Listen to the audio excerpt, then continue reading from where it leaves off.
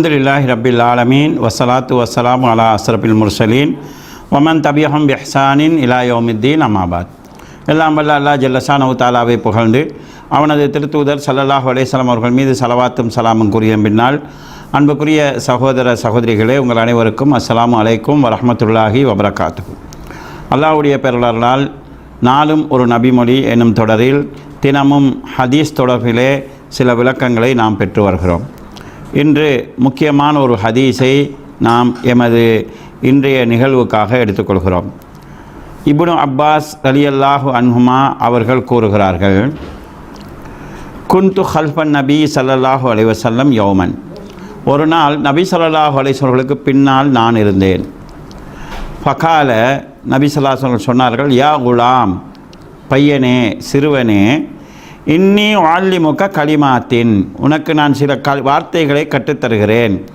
இஹ்ஃபதில்லாஹ யஹ்ஃபதக், அதனை நீ பேணி நடந்து கொண்டால், அல்லாஹ்வுக்காக அதனை நீ பேணி நடந்து கொண்டால் அல்லாஹ் உன்னை பாதுகாப்பான். இஹ்ஃபதில்லாஹ தஜிதுஹு துஜாஹக, அல்லாஹ்வுக்காக அவற்றை நீ பேணி நடந்து கொண்டால் அல்லாஹ்வின் உதவியை உன் கண் முன்னால் நீ காண்பாய். அது என்னவென்றால், இதா சஅல்த ஃபஸ்அலில்லாஹ், நீ கேட்டால் அல்லாஹ் ஒருவரிடம் மாத்திரமே கேட்க வேண்டும். வஇதஸ்தஅன்த ஃபஸ்தஇன் பில்லாஹ், நீ உதவி தேடினால் அல்லாஹ் ஒருவரிடம் மாத்திரமே உதவி தேட வேண்டும். வஅலம், அறிந்துகொள், அன்னல் உம்மத, இந்த முழு மனித சமுதாயமும் லபிஜ்தமஅத் அலா ஐயன்ஃபஊக பிஷைஇன், உனக்கு ஏதாவது ஒரு விஷயத்தில் நன்மை செய்வதற்காக ஒன்று சேர்ந்தாலும் லம் யன்ஃபஊக இல்லா பிஷைஇன் கத் கதபஹுல்லாஹு லக, அல்லாஹ் உனக்கென எழுதியதை தவிர மேலதிகமாக எந்த நன்மையையும் அவர்களால் செய்துவிட முடியாது. இந்த முழு மனித சமுதாயமும் உனக்கு நன்மை செய்ய வேண்டும் என்று ஒன்று சேர்ந்தாலும் அல்லாஹ் உனக்கு ஏற்கனவே பதிந்ததை தவிர மேலதிகமாக எந்த உதவியையும் செய்துவிட முடியாது.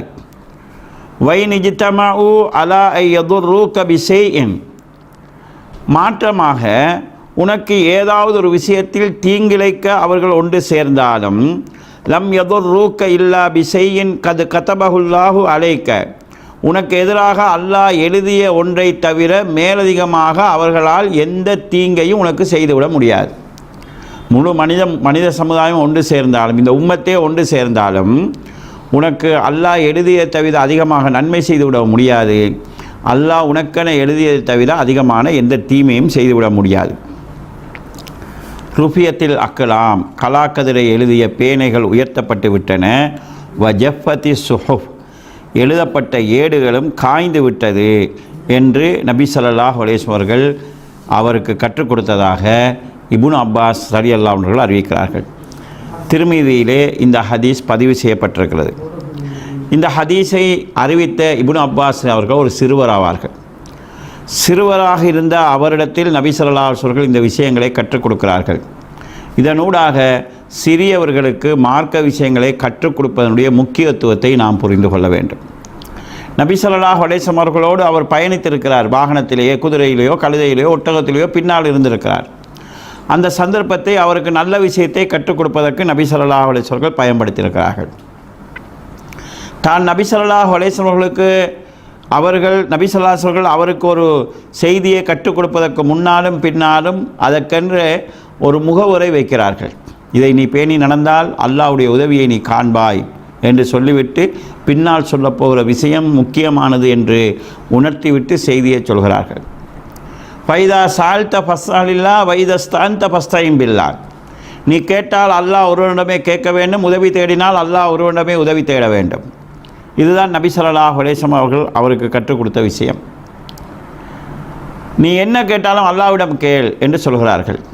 மனிதன் பிற மனிதனிடத்தில் உதவி கேட்கக்கூடாதா என்று கேட்டால் கேட்கலாம். ஒருவருக்கு உதவி செய்து கொள்வது இஸ்லாத்தில் வரவேற்கப்பட்டிருக்கிறது. நீ அல்லாஹ்விடம் கேட்டால் அல்லாஹு தஆலா உனக்கு உதவி செய்யக்கூடியவர்களை உருவாக்குவான். அதைத்தான் அல்லாஹ்வுடைய உதவியை நீ கண்முன்னால் காண்பாய் என்று நபி ஸல்லல்லாஹு அலைஹி வஸல்லம் அவர்கள் சொல்கிறார்கள். இங்கு அந்த சிறுவருடைய உள்ளத்திலே ஆழமான இன்னொரு செய்தியை பயன்படுத்துகிறார்கள். கலாக்கதிர் பற்றிய நம்பிக்கையை ஊட்டுகிறார்கள். அல்லாஹ் எழுதியது நடக்கும் என்கிற நம்பிக்கையை ஊட்டுகிறார்கள். எங்களுக்கு என்ன நடக்கும் என்பதை ஏற்கனவே அல்லாஹ் பதிவு செய்து விட்டான் என்பதை கூறுகிறார்கள். எனக்குரிய வாழ்வாதாரம் என்ன என்பது ஏற்கனவே அல்லாஹ்வால் தீர்மானிக்கப்பட்டு விட்டது என்பதை சொல்கிறார்கள். எதையாவது அதிகரித்துக் கொள்வதற்காக யாருடைய காலிலும் விழுது கிடக்க வேண்டியதில்லை என்பதை சொல்கிறார்கள். ஏதாவது ஆபத்தில் இருந்து தன்னை பாதுகாத்துக் கொள்வதற்காக மனிதனிடம் நாம் போய் மாட்டி கண்டு அவனுக்காக பணிவிடை சாஸ்தாங்கம் செய்து கொண்டிருக்க வேண்டியதில்லை என்று சொல்கிறார்கள். ஏனென்றால் எல்லாமே எழுதப்பட்டு விட்டது. எழுதப்பட்டதை விட அதிகமாக எதையும் இந்த சமுதாயம் எங்களுக்கு செய்துவிட முடியாது. அது நன்மையாக இருந்தாலும் சரி, தீமையாக இருந்தாலும் சரி என்கிற எண்ணத்தை ஆழமாக ஊட்டுகிறார்கள். கலாக்கதிரை எழுதிய பேனைகள் உயர்த்தப்பட்டு விட்டது, எழுதிய ஏடுகளும் காய்ந்து விட்டது என்று சொல்லி இதற்கு பிறகு புதுசாக அழித்து எழுதுதல் என்பது கிடையாது என்கிற எண்ணத்தை அந்த சிறுவருடைய உள்ளத்தில் ஆழமாக பதிக்கிறார்கள். எவ்வளவு வீரம் மிக்க வார்த்தைகள் இவைகள் என்பதை பாருங்கள். சின்ன பிள்ளைகளுடைய மனதிலே தைரியத்தை நாம் ஊட்ட வேண்டும். அவர்கள் இயல்பிலேயே பலகீனமாக இருக்கிறார்கள். பலகீனத்தை நாம் ஊட்டிவிடக்கூடாது. அச்சத்தை நாம் ஊட்டிவிடக்கூடாது. அவர்களை நாங்கள் சோர்வடைய செய்துவிடக்கூடாது. அவர்களை பார்த்து உன்னால் இயலாது, உன்னால் முடியாது, உன்னால் உனக்கு சாத்தியமில்லை என்கிற வார்த்தைகளையே திரும்ப திரும்ப சொல்லி அதை அவர்களுடைய ஆழ் மனதில் பதிய வைத்து என்னால் எதுவும் முடியாது என்கிற மனநிலைக்கு அவர்களை கொண்டு வந்து விடக்கூடாது. பெற்றார்கள் பிள்ளைகள் மீது அன்பு செலுத்துகிறோம் என்கிற பேரிலும், கரிசனையாக இருக்கிறோம் என்கிற பேரிலும், அவர்கள் விஷயத்தில் அக்கறையாக இருக்கிறோம் என்கிற பேரிலும் திரும்ப திரும்ப சில செய்திகளை சொல்லி அவர்களுடைய அடி மனதிலே அவர்களை பற்றிய இயலாமையை பற்றிய நம்பிக்கை அவருடைய உள்ளத்திலே ஊட்டியிருக்கிறோம். எங்களுக்கு என்ன தெரியும், எங்களால் ஒன்றுமே முடியாது என்கிற மனநிலையை உண்டாக்கியிருக்கிறோம். எனவே இந்த அம்சங்கள் தவிர்க்கப்பட வேண்டும். சொல்லப்பட்ட இந்த விஷயத்திலே அல்லாஹ்வின் மீதான நம்பிக்கையிலே நாம் உறுதியாக இருக்க வேண்டும். பிரார்த்தனை அல்லாஹ் ஒருவனிடம் மாத்திரம்தான் செய்யப்பட வேண்டும். இந்த அம்சங்கள் அடி மனதில் பிள்ளைகளுடைய உள்ளத்திலே ஊட்டப்பட வேண்டியது என்பதை இந்த ஹதீஸ் எங்களுக்கு எடுத்து காட்டுகிறது. சிறுவர்களுக்கு நாங்கள் நல்ல விஷயங்களை கற்றுக் கொடுக்கிற போது அவர்களோடு அதாவது நேசம் கொண்டு அதை கற்றுக் கொடுக்க வேண்டும் என்கிற விஷயம் இங்கு சொல்லப்படுகிறது. வாகனத்தில் நபி அவர்களோடு அவர் இருக்கிறார். பேசுகிற போது நபி ஸல்லல்லாஹு அலைஹி வஸல்லம் யா குலாம், பையனே என்று அன்பாக அழைத்து பேசுகிறார்கள். அவர்கள் அதாவது இந்த தொடர்பாடல் தான் கல்வியை அவருடைய உள்ளத்தில் கொண்டு போய் சேர்க்கும். நாம் சொல்வது அவர்களுடைய காதில் கேட்கும். நாம் அவர்களோடு எப்படி நெருக்கமாக இருக்கிறோமோ, எவ்வளோ நேசமாக இருக்கிறோமோ, எங்களுக்கும் அவர்களுக்கும் இடையிலே எத்தகைய இணைப்பான பிணைப்பான உறவு இருக்கிறதோ அந்த உறவு தான் அதை உள்ளத்தில் போய் கொண்டு போய் சேர்க்கும். இந்த அடிப்படையும் எங்களுக்கு இந்த நிகழ்ச்சி ஊடாக சுட்டி காட்டப்படுகிறது. இந்த ஹதீஸிலே நபி ஸல்லல்லாஹு அலைஹி வஸல்லம் அவர்கள் இப்னு அப்பாஸ் ரலியல்லாஹு அவர்களுக்கு கூறிய அந்த விஷயங்களை நாமும் கவனத்தில் கொண்டு எங்களுடைய வாழ்க்கையில் அதை கடைபிடித்தோம் என்றால் அல்லாஹ்வுடைய உதவியையும் அல்லாஹ்வுடைய அருளையும் எங்கள் கண் முன்னால் காணலாம். அதற்கு தகுதியுடையவர்களாக நாம் எங்களை மாற்றிக்கொள்ள முயற்சி செய்வோம். வஸ்ஸலாமு அலைக்கும் வரஹ்மத்துல்லாஹி வபரகாத்துஹு.